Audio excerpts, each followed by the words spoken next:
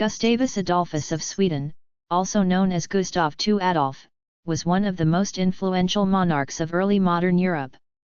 Born on December 9, 1594, in Stockholm, Sweden, he rose to power at a time of intense political and religious turmoil across Europe. As King of Sweden from 1611 until his death in 1632, Gustavus Adolphus transformed Sweden into a major European power through military reform, political acumen, and a deeply strategic mind. He is best remembered for his key role in the 30 Years' War, where he earned the nickname the Lion of the North for his decisive and innovative military leadership. Early life and education. Gustavus Adolphus was the eldest son of Charles IX of Sweden and Christina of Holstein-Gottorp. From an early age, Gustavus was recognized for his intelligence, charm, and strong leadership qualities. He received a rigorous education, mastering Latin, German, French, and later learning Finnish and Polish.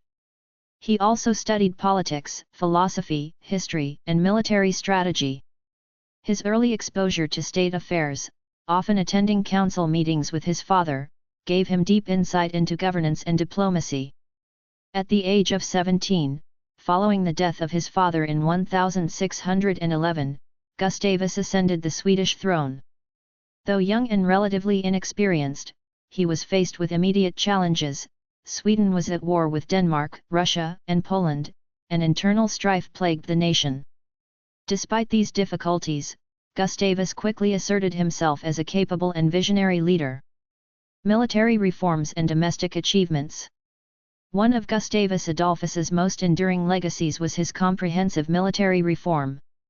At a time when mercenary armies dominated Europe, Gustavus built a national standing army, a professional, disciplined, and well-trained force loyal to the state.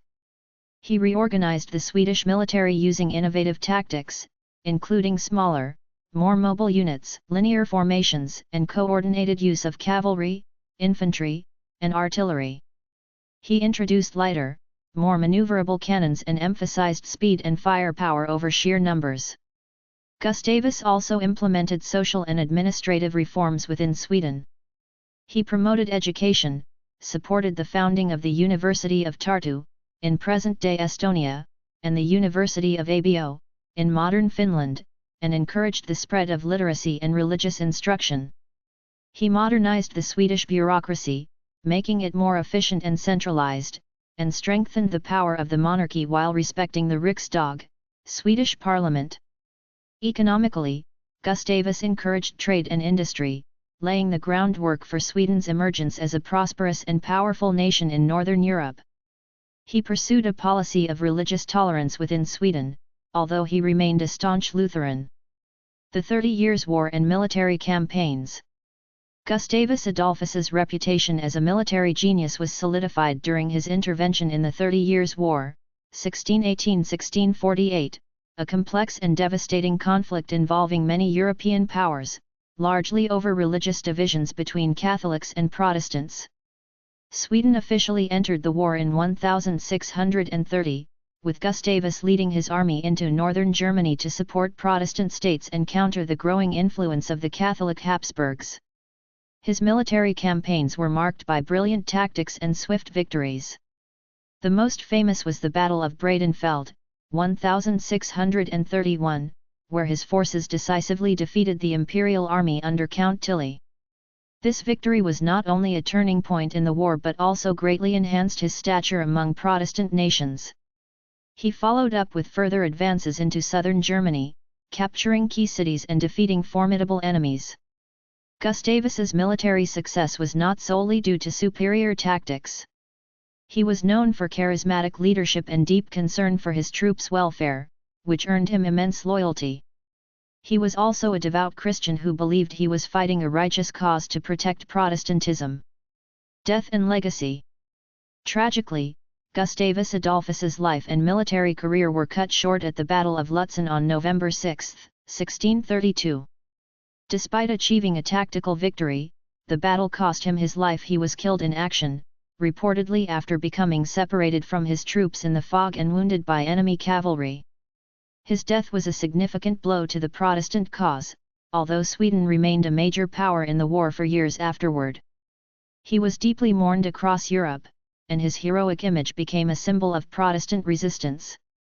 In Sweden, he was hailed as a national hero and regarded as a father of the modern Swedish state.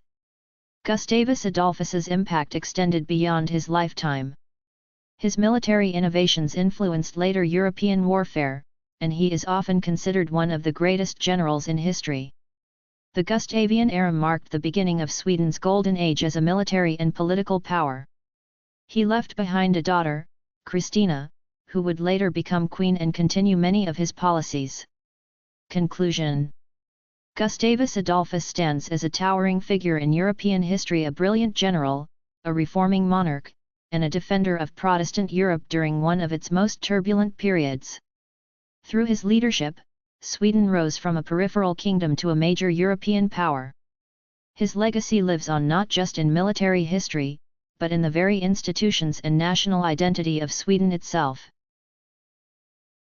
Thank you for watching. Please subscribe our channel.